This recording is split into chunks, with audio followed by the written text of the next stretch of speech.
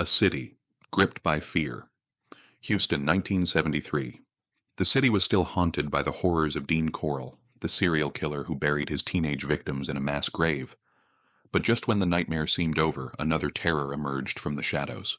On November 15th, the Elliott family reported their 12-year-old son Ronald missing.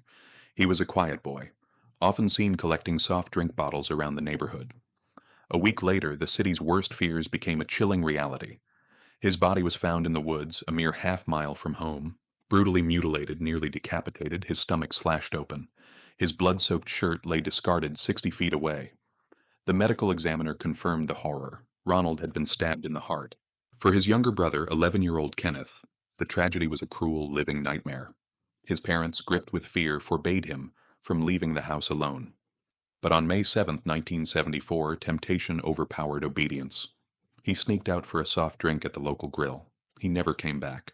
The next day, officers on horseback made a grisly discovery. Kenneth's clothes scattered in the woods. Then his body, dumped like his brother's.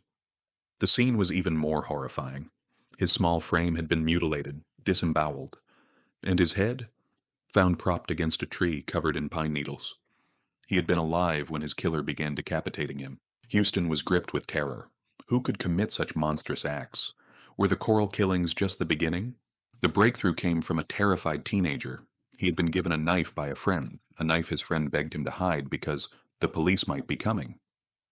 Teen told his father, who went straight to law enforcement. That night, police arrested 15-year-old Lawrence Anthony Stremple Jr. A small, unassuming high school sophomore, Stremple barely looked his age. He was scrawny, quiet, someone most classmates barely noticed.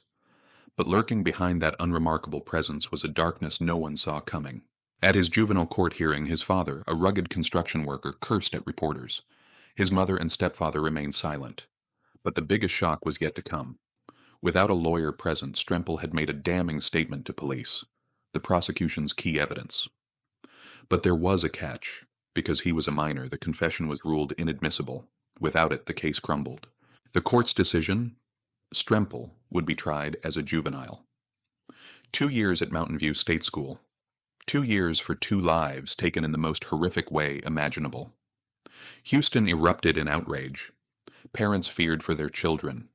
The Elliott family, shattered by loss, could only voice their grief. "There is no justice if he is turned loose," their mother Betty said.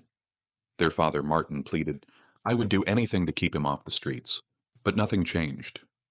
And so at 18, Stremple walked free. His record expunged. Where is he now?